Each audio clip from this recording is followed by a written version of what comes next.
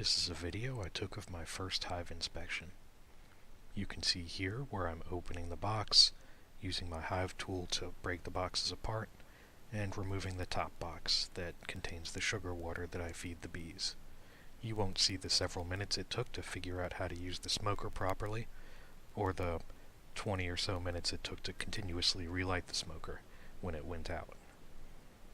Here I'm using frame grips to lift the frame out of the box, trying to keep it as steady as possible to keep the bees happy. Here you can see me examining the first frame.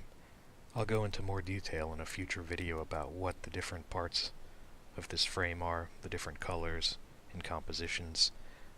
Suffice it to say that what I'm mainly looking for during this first inspection is the queen, or signs that she's been around the hive recently.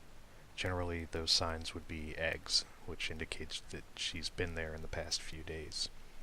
Here you can see me using the smoker to keep the bees calm and to move them off parts of the frames that I want to handle.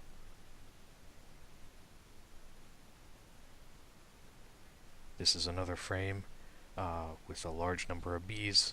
It was very heavy due to the massive amount of brood that's on it. Those are the brown capped over cells.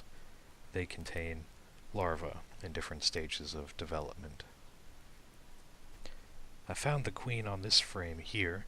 I'll show you in just a second. She'll be in the lower right corner, a darker color than the rest of the bees, with a tiny red painted dot on her.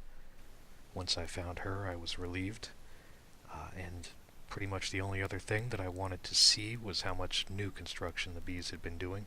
You can see on this frame all of the comb is a bright yellow, whitish color, indicating that it's very new.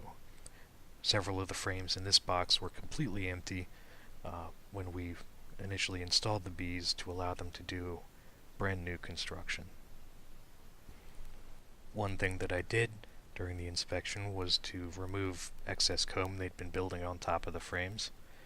This is to hopefully discourage them from building this comb between the boxes. I also provided them with a new box full of empty frames for them to build in. This will also hopefully discourage them from building in places that they shouldn't and direct them to places that they should.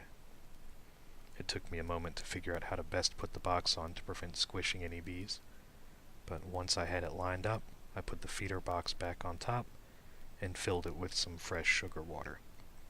During the initial weeks, they need this to provide them a boost, since they're in a new location and haven't found the best sources of pollen and nectar yet, but as time goes on they'll become less and less reliant on this until they are completely self-sufficient.